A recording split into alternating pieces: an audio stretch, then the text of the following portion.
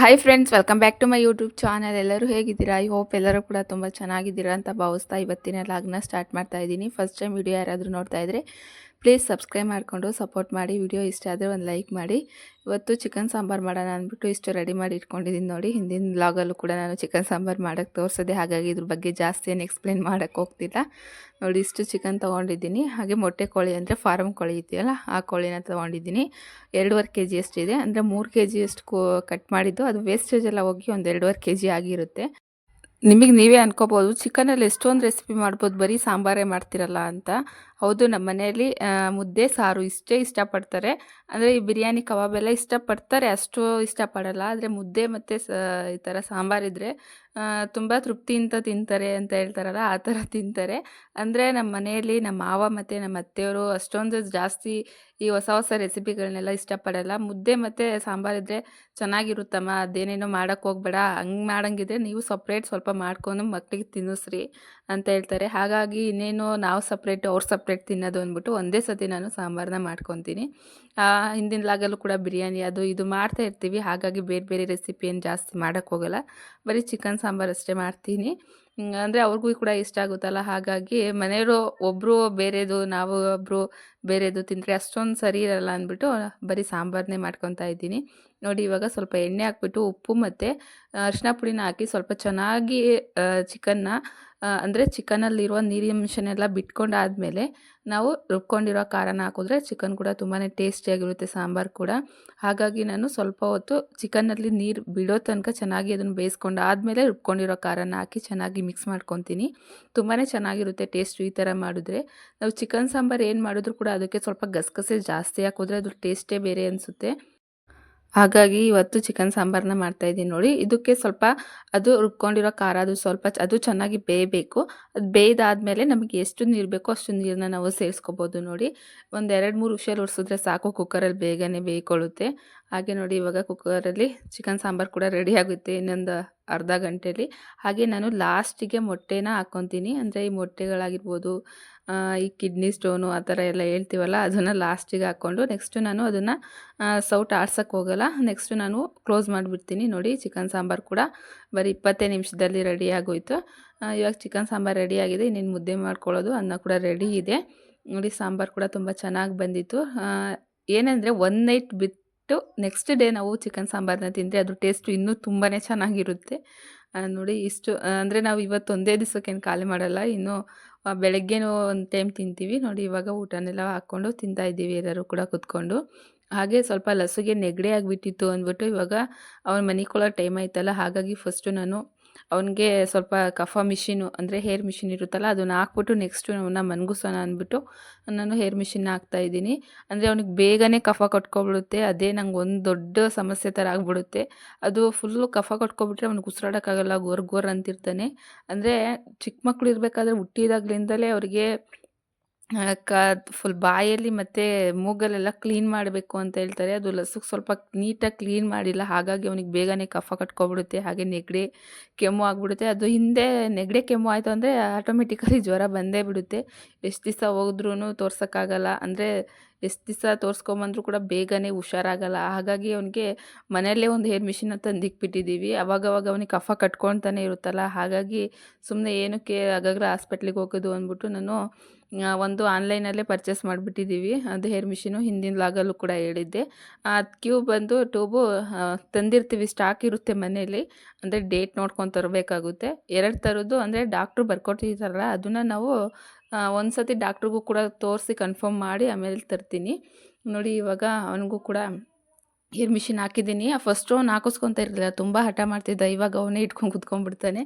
ಕಿವಿಗೆ ಹಾಕೋ ಅಂದರೂ ಕಿವಿಗೆ ಹಾಕ್ಕೊತಾನೆ. ನಾವೆಲ್ಲಿ ಹೇಳ್ತೀವೋ ಅದನ್ನೆಲ್ಲ ತುಂಟಾಟ ಜಾಸ್ತಿನೇ ಅವನದು. ಸುಮ್ಮನೆ ಫುಲ್ಲು ಬಾಯಿ ತೊಗೊಂಡು ಕುತ್ಕೊಳ್ಳೋ ಅಂದರೆ ಸುಮ್ಮನೆ ಕುತ್ಕೊಂಡಿದ್ದ. ಹಾಗೆ ಅವನು ಹೇರ್ ಮಿಷಿನ್ ಕೂಡ ಹಾಕಿಸ್ಕೊಂಡು ಮನಿಕೊಂಡು. ಇದು 2 ಡೇಸ್ ಕಂಟಿನ್ಯೂ ಆಗಿರುತ್ತೆ. ಬೆಳಗ್ಗೆ ಸ್ವಲ್ಪ ಚಿಕನ್ ಸಾಂಬಾರು ಇತ್ತಲ್ಲ, ಅದ್ರ ಜೊತೆ ಸ್ವಲ್ಪ ಚಪಾತಿ ಮಾಡಿಬಿಡೋಣ ಅಂದ್ಬಿಟ್ಟು ಚಪಾತಿಗೆ ರೆಡಿ ಮಾಡಿ ಇಟ್ಕೊತಾ ಇದ್ದೀನಿ. ನಾವು ಪ್ಯಾಕೆಟು ಅಂದರೆ ಪ್ಯಾಕ್ ತರ್ತೀವಲ್ಲ ಅದರಲ್ಲಿ ಏನೂ ಇರಲ್ಲ ಅಂದ್ಬಿಟ್ಟು ನಾವು ಹಾಗೆ ಹಾಕ್ಕೊಳಕ್ಕೆ ಹೋಗಬಾರ್ದು ಯಾವತ್ತಿದ್ರೂ ಕೂಡ. ಒಂದು ಹಾಕ್ತೀವಿ ಅದರಲ್ಲಿ ಏನೂ ಇರಲ್ಲ, ನೆಕ್ಸ್ಟಲ್ಲೂ ಏನೂ ಇರಲ್ಲ ಅಂತ ಒಂದೊಂದು ಸತಿ ನಾವು ಹಾಗೆ ಜರಡಿ ಹಿಡ್ದೇನೆ ಹಿಟ್ಟನ್ನ ಕಲಿಸ್ಬಿಡ್ತೀವಿ. ಹಾಗೆ ಮಾಡಕ್ಕೆ ಹೋಗಬೇಡಿ. ನಾನು ಒಂದು ಸತಿ ಫಸ್ಟ್ ಟೈಮ್ ತಂದಿದ್ದೆ, ಅದು ಜರಡಿ ಹಿಡಿದೆ ಅದೇನೂ ಇರಲಿಲ್ಲ. ನೆಕ್ಸ್ಟ್ ಟೈಮ್ ಏನೂ ಇರಲ್ಲ ಬಿಡು ಅಂದ್ಬಿಟ್ಟು ನಾನು ನೆಕ್ಸ್ಟ್ ಜರಡಿ ಹಿಡಿದೆ.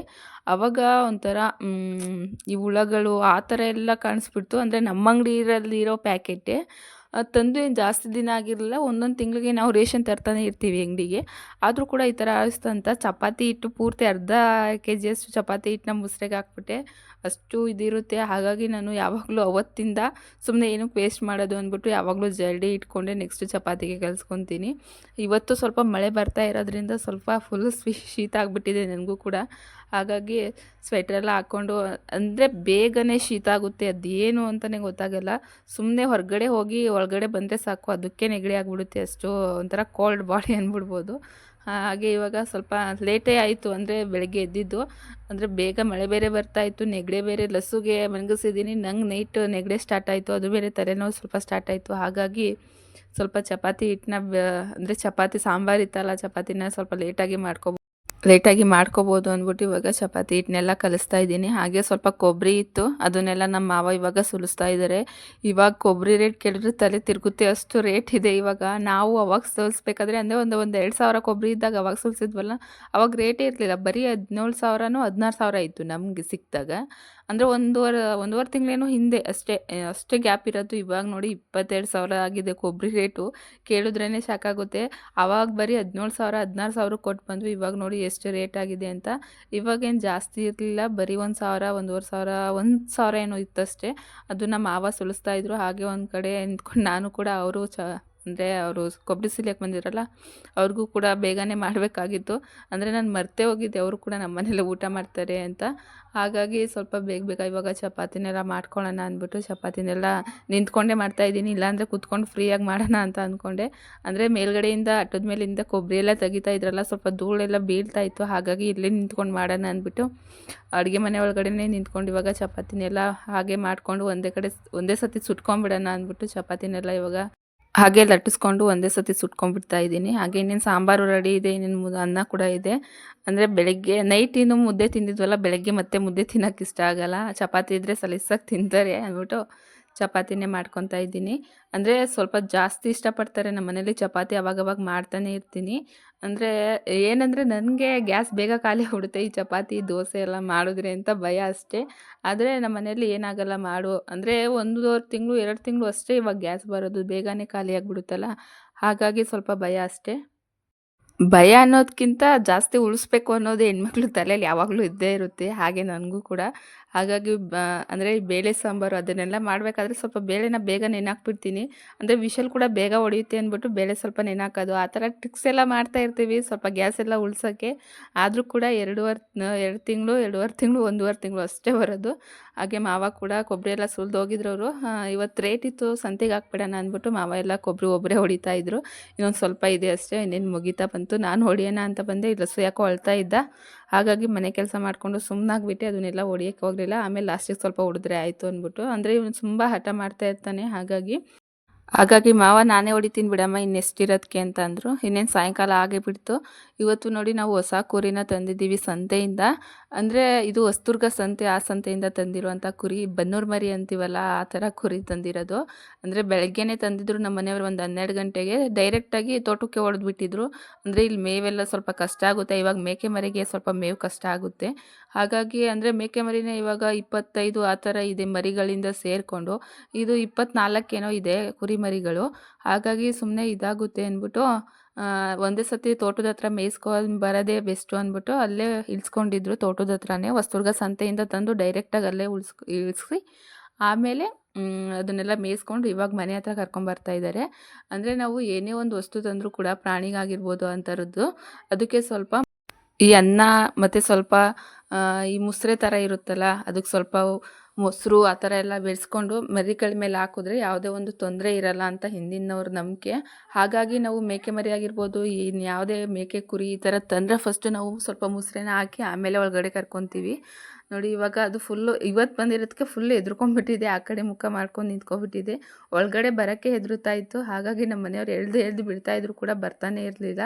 ಅಂದರೆ ಒಂದೊಂದು ಕುರಿಮರಿ ಏನೋ 8,000 ಅಂತಿದ್ರು. ಇದನ್ನು ಒಂದೂವರೆ ತಿಂಗಳು ಇಲ್ಲ 1 ತಿಂಗಳು ಅಷ್ಟೇ ಮೇಯಿಸೋದು, ಆಮೇಲೆ ಮಾರಿಬಿಡೋಣ ಅಂತ ಅಂದ್ಕೊಂಡಿದ್ದೀವಿ. ಅಂದರೆ ಇವಾಗ 1 ತಿಂಗಳು 1.5 ತಿಂಗಳು ಇದೆ ಅಷ್ಟೇ ನಮ್ಮ ಭೂತಪ್ಪ. ಅಲ್ಲಿ ಅಂದರೆ ಭೂತಪ್ಪ ಅಂದರೆ ದೇವರು. ಆ ದೇವರಿಗೆ ಎಲ್ಲರೂ ಕೂಡ ಮರಿ ಕಡ್ದು ತುಂಬ ಜೋರಾಗಿ ಮಾಡ್ತಾರೆ. ಅದಕ್ಕೆ ಮಾರಿದ್ರೆ ಆಯಿತು ಅಂತ ಇವಾಗಲೇ ತಂದು 1.5 ತಿಂಗಳು ಮೇಯಿಸ್ಬಿಟ್ಟು ಆಮೇಲೆ ಇದು ಮಾಡೋಣ ಅಂತ ತಂದಿದ್ದಾರೆ ನೋಡಿ. 24 ಮರಿ ಏನೋ ಇದೆ. ಇನ್ನು ಇದರಲ್ಲಿ 20 ಮರಿ ಇದೆ. 4 ಮರಿ ಚಿಕ್ಕನಾಯಕನಹಳ್ಳಿ ಸಂತೆಯಿಂದ ತಂದಿದ್ರು, ಅದು ಅಲ್ಲಿ ಬಿಟ್ಟಿದ್ದಾರೆ. ಅದನ್ನು ಕೂಡ ಇವಾಗ ತೊಗೊಂಬರ್ಬೇಕು, ಇದ್ರ ಜೊತೆನೇ ಕರ್ಕೊಂಬರ್ಬೇಕು. ಹಾಗಾಗಿ ಇವಾಗ ರೀಸೆಂಟಾಗಿರೋದು ಇಲ್ಲಿ 20 ಮರಿಗಳೇನೋ ಇದೆ. ಅದಂತೂ ಒಳಗಡೆ ಹೋಗೋಕ್ಕೆ ಫುಲ್ ಹೆದರ್ಕೊತಾ ಇತ್ತು. ಹಾಗೆ ಮಾವ 2 ಮಾವಿನಕಾಯಿನ ತಂದಿದ್ರು. ಅಂದರೆ ಲಸು ಫುಲ್ ಅಳ್ತಾ ಇದ್ದ ನನಗೆ ಕೊಟ್ಟಿಲ್ಲ ಅಂತ.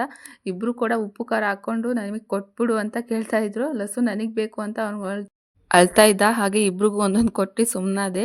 ಹಾಗೆ ಸ್ವಲ್ಪ ಅಡಿಕೆ ಗಿಡದಲ್ಲೆಲ್ಲ ಕಳೆಗಳಿತ್ತು, ಹಾಗಾಗಿ ಕಳೆಗಳನ್ನೆಲ್ಲ ತೆಗಿತಾ ಇದ್ದೀನಿ. ಅಂದರೆ ಅದು ಫುಲ್ ಮುಚ್ಕೊಂಡ್ಬಿಡುತ್ತೆ, ಹಾಗಾಗಿ ಅವಾಗವಾಗ ಕಳೆಗಳನ್ನ ತೆಗಿತಾನೆ ಇರ್ತೀನಿ. ಮಳೆ ಬಂದರೂ ಕೂಡ ಅಂದರೆ ಆ ಕಡೆ ಸ್ವಲ್ಪ ಮಳೆ ಬೀಳಲ್ವಲ್ಲ, ಎಲ್ಲ ಸ್ವಲ್ಪ ಒಣಕೊಳ್ಳೋ ಥರ ಆಗಿಬಿಟ್ಟಿತ್ತು. ಹಾಗಾಗಿ ಕಳೆ ಎಲ್ಲ ಕಿತ್ತು ಸ್ವಲ್ಪ ನೀರು ಹಾಕೋಣ ಅಂದ್ಬಿಟ್ಟು ಹಾಕ್ತಾಯಿದ್ದೀನಿ. ಅಂದರೆ ಕಳೆಗಳನ್ನೆಲ್ಲ ತೆಗಿತಾ ಇದ್ದೀನಿ.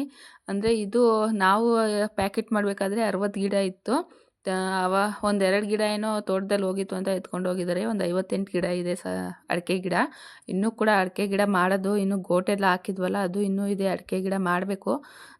ಅಂದರೆ ಈ ಥರ ಪ್ಯಾಕೆಟಲ್ಲಿ ತುಂಬಿ ಸ್ವಲ್ಪ ಗೊಬ್ಬರದ ಮಣ್ಣಾಗಿರುತ್ತಲ್ಲ ಅದನ್ನೆಲ್ಲ ಹಾಕಿ ಮಾಡಬೇಕಾಗುತ್ತೆ. ಅದು 1,000 1,500 ತನಕ ಆಗಿದೆ. ಅದನ್ನು ನಾವು ಬಾತ್ರೂಮಲ್ಲಿ ಇಕ್ಕಿದ್ದೀವಿ. ಬಿಸಿಲಲ್ಲೆಲ್ಲ ಅದು ನಿಕ್ಕಕ್ಕಾಗಲ್ವಲ್ಲ. ಅಂದರೆ ಮಳ್ಳಲ್ಲಿ ಈ ಮಳ್ಳಿರುತ್ತಲ್ಲ ಮಣ್ಣು ಅದರಲ್ಲಿ ಹಾಕ್ಬಿಟ್ಟು ಗೋಟನ್ನ ಇಕ್ಬಿಟ್ರೆ ಸಾಕು.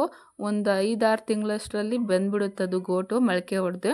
ಹಾಗಾಗಿ ಇದು 3 ಚೀಲ ಏನೋ ಮಾಡಿದ್ದೀವಿ, ಅದರಲ್ಲೇ ಬಾತ್ರೂಮಲ್ಲೇ ಇಕ್ಬಿಟ್ಟಿದ್ದೀವಿ. ಅಂದರೆ ದಿನಾಲೂ ಕೂಡ ನೀರು ಉಯ್ತಾನೆ ಇರಬೇಕಲ್ಲ, ಹಾಗಾಗಿ ಬಾತ್ರೂಮಲ್ಲಿದ್ದರೆ ಬೆಸ್ಟು ಅಂದ್ಬಿಟ್ಟು ಬಾತ್ರೂಮಲ್ಲಿ ಇಕ್ಕಿದ್ದೀವಿ. ಅದನ್ನು ಇನ್ನೇನು ರೀಸೆಂಟಾಗಿ ಮಾಡಬೇಕು ಅಂತ ಅಂದ್ಕೊಂಡಿದ್ದೀವಿ. ಅಂದರೆ ತೋಟದ ಹತ್ರನೇ ಹೋಗಿ ಮಾಡಬೇಕು. ಲಸು ಸ್ವಲ್ಪ ಕೈ ಬಿಡಲ್ವಲ್ಲ, ಅದು ಬೇರೆ ಕುರಿಮರಿ ತಂದುಬಿಟ್ಟಿದ್ದೀವಿ. ಇವಾಗ ಸ್ವಲ್ಪ ಟೈಮ್ ಸಿಗೋದೇ ಇಲ್ಲ ಎಲ್ಲ ಅದು ಯಾವ ಕೆಲಸ ಮಾಡೋಕ್ಕೂ ಕೂಡ. ಹಾಗಾಗಿ ಸುಮ್ಮನಾಗಿದ್ದೀವಿ. ಕುರಿಮರಿ ಮಾರಿಬಿಟ್ಟು ನೆಕ್ಸ್ಟು ತೋಟದ ಹತ್ರ ಹೋಗಿ ಮಾಡೋಣ ಅಂತ. ಇವಾಗ ಹೊಸ್ದಾಗಿ TC ಬಂದಿದೆಯಲ್ಲ ಅಲ್ಲಿಗೆ ಹಾಕೋಕ್ಕೆ ಅಂತ ಇವಾಗ ಅಡಿಕೆ ಗಿಡನ ತಗೊಂಡಿದ್ದೀವಿ. ನೋಡಿ ಇಷ್ಟು ನಾವು ಮಾಡ್ಕೊಂಡಿರುವಂಥ ಅಡಿಕೆ ಗಿಡನೇ ಚೆನ್ನಾಗಿದೆ. ಹಾಗಾಗಿ ಇನ್ನೇನು TC ಬಂದೈತೆ. ಅಂದರೆ TC ಬಂದರೂ ಕೂಡ ಅದು 3 ಜನದಿಂದ ಬಂದಿರೋ TC, ಅಂದರೆ ಬೋರ್ವೆಲ್ಲ. ಹಾಗಾಗಿ ಸ್ವಲ್ಪ ಕಷ್ಟನೇ. ನಮ್ಮದೇ ಒಂದು ಸಪ್ರೇಟ್ ಬೋರ್ವೆಲ್ನ ತೆಗ್ಸಿ ನೆಕ್ಸ್ಟ್ ಅಡಿಕೆ ಗಿಡನ ಹಾಕೋಣ ಅಂತ ಅಂದ್ಕೊಂಡಿದ್ದೀವಿ. ಇವಾಗ ಹಾಕಿದ್ರೂ ಕೂಡ 3 ಜನಕ್ಕೆ ನೀರು ಸಾಲಲ್ಲ. ಹಾಗಾಗಿ ಸುಮ್ಮನೆ ಅಡಿಕೆ ಗಿಡ ನೀರಾಗಲ್ಲ, ಸುಮ್ಮನೆ ಏನಕ್ಕೆ ಅಂದ್ಬಿಟ್ಟು ಇವಾಗ ರೀಸೆಂಟೇನಾಗಿ ಹಾಕೋಕೆ ಹೋಗಲ್ಲ. ಇದನ್ನು ಯಾರು ಬಂದರೆ ಮಾರಿಬಿಡೋಣ, ನೆಕ್ಸ್ಟು ಮಾಡ್ತೀವಲ್ಲ ಅದನ್ನು ಇಟ್ಕೊಂಡ್ರೆ ಆಗುತ್ತೆ ಅಂತ ಅಂದ್ಕೊಂಡಿದ್ದೀವಿ. ನೋಡೋಣ ಯಾರು ಬಂದರೆ ಕೊಡೋಣ ಅಂದ್ಕೊಂಡಿದ್ದೀವಿ. ಒಂದು ಸಸಿ ಬಂದು 35 ರೂಪಾಯಿ ಹೇಳ್ತಾಯಿದ್ರು ಮಾವ. ಯಾರಿಗಾರ ಇಂಟ್ರೆಸ್ಟ್ ಇದೆ, ವಿಡಿಯೋ ಯಾರಾದ್ರು ನೋಡಿದರೆ ನಿಮಗೆಲ್ಲರ ಅಡಿಕೆ ಗಿಡ ಬೇಕಂದರೆ ಫೋನ್ ಮಾಡಿ ತಿಳಿಸಿ. ನೋಡಿ ಇವಾಗ ಸ್ವಲ್ಪ ಅಂದರೆ ಇದು ಪಾರಿಜಾತ ಹೂವು. ಹಿಂದೆ ಎಲ್ಲ ಹೂವು ಬಿಡ್ತಾಯಿತ್ತು, ಇವಾಗ ಸ್ವಲ್ಪ ಹೊಸ್ದಾಗಿ ಚಿಗುರ್ತಾ ಇದೆಯಲ್ಲ, ಹಾಗಾಗಿ ಅದು ಅಷ್ಟೊಂದು ಹೂವು ಬಿಡ್ತಾಯಿಲ್ಲ. ಇವಾಗ ಮಗ್ಗಾಗಿದೆ. ಅಷ್ಟರಲ್ಲಿ ಸೋನಿ ಕೂಡ ಬಂದಳು ನೋಡಿ. ಸೋನಿ ವ್ಯಾನ್ ಬರೋದು 4:15 ಆಗುತ್ತೆ. ಇನ್ನು ಸ್ಯಾಟರ್ಡೆ ಹೋದರೆ 3:30 ಅಷ್ಟರಲ್ಲಿ ಬರ್ತಾರೆ. ಅಲ್ಲಿಗೆ ಹೋಗಿ ಕರ್ಕೊಂಬರ್ಲಿಲ್ಲ ಅಂದರೆ ಫುಲ್ ಅಳ್ತಾ ಇರ್ತಾಳೆ ಮನೆ ಹತ್ರ ಬಂದು. ಎಲ್ಲರ ಪೇರೆಂಟ್ಸು ಬರ್ತಾರೆ, ನೀನು ಮಾತ್ರ ಬರಲ್ಲ ಅಂತ. ಹಾಗಾಗಿ ಹೋಗಿ ಸುಮ್ಮನೆ ನಿಂತ್ಕೊಂಡ್ರು ಸಾಕು, ಸುಮ್ಮನೆ ಖುಷಿಯಿಂದ ಬರ್ತಾಳೆ ಅಂದ್ಬಿಟ್ಟು ಹೋಗಿ ನಿಂತ್ಕೊಂಡಿದ್ದೆ. ಅಂದರೆ ಅಲ್ಲಿ ಹೋಗಿ ನಿಂತ್ಕೊಂಡ್ರೆ ಏನೋ ಮಕ್ಳಿಗೂ ಖುಷಿ ಅನಿಸುತ್ತೆ. ಬಿಟ್ಟು ಬರೋದಾಗಿರ್ಬೋದು, ಅವ್ರನ್ನ ಕರ್ಕೊಂಬರೋದಾಗಿರ್ಬೋದು, ಅವ್ರಿಗೂ ಒಂದು ಖುಷಿ ಅಂತ. ಇವಾಗ ಹೋಗ್ತಿರೋದಕ್ಕೆ ಸೋನಿಗೆ ಅಷ್ಟೊಂದು ಸ್ಕೂಲ್ ಇದ್ರ ಬಗ್ಗೆ ಗೊತ್ತಿಲ್ಲ. ಅಂದರೆ 2 ದಿವಸದಿಂದ ಹೋಗ್ತಾ ಇದ್ದಾಳೆ ಅಷ್ಟೇ. ಸ್ಕೂಲ್ ಸ್ಟಾರ್ಟ್ ಆಗಿದೆ. ಅವ್ರಿಗಿನ್ನೂ ಬಟ್ಟೆ ಅದನ್ನೆಲ್ಲ ಕೊಟ್ಟಿಲ್ಲ. ಅಡ್ಮಿಷನ್ ಮಾಡಿಸಿ ಬಂದಿದ್ದೀವಿ. ಅಡ್ಮಿಷನ್ ಫೀಸ್ ಬಂದು 35,000 33,000 ಏನೋ ಅಂತಿದ್ರು. ಇವಾಗ ಅಷ್ಟೊಂದೇನು ಪೇ ಮಾಡಿಲ್ಲ, ಸ್ವಲ್ಪ ಅರ್ಧ ಪೇ ಮಾಡಿದ್ದೀವಿ ಅಷ್ಟೇ. ಇವಾಗ ಹೋಮ್ವರ್ಕ್ ಕೊಟ್ಟಿದ್ದಾರೆ, 1 ಪೇಜಷ್ಟು ಬರ್ಸಿದ್ರು ಅಂತ ಹೇಳ್ತಾ ಇದ್ದು. ಇವಾಗಿಂದ ಎಲ್ಲ ಮುಂದೆ ನಿಂಗಿದೆ ಇರುವಂತ ಬೈತಾ ಇದ್ದೆ. ಸ್ವಲ್ಪ ಹೋಮ್ವರ್ಕ್ ಕೊಡೋದು ಅಂತ ಹೇಳ್ತಾ ಇದ್ದು. ಹೋಮ್‌ವರ್ಕ್ ಇನ್ನು ಮುಂದೆ ಕೊಡ್ತಾರಿರು ಇದೇನು ಕಮ್ಮಿನೇ ಅಂತ ಹೇಳ್ತಾ ಇದ್ದೆ. ನಮ್ಮ ಕಾಲದಲ್ಲೆಲ್ಲ ನಾವು ಗೌರ್ಮೆಂಟ್ ಸ್ಕೂಲಲ್ಲೇ ಓದಿದ್ದು ₹1 ಕೂಡ ನಾವು ಖರ್ಚು ಮಾಡಿಸಿಲ್ಲ. ಅಂದರೆ ಈ ಫೀಸೆಲ್ಲ ಇವಾಗ ನೋಡಿದ್ರೆ 30,000 50,000 ತನಕ ಫೀಸ್ ಇದೆ.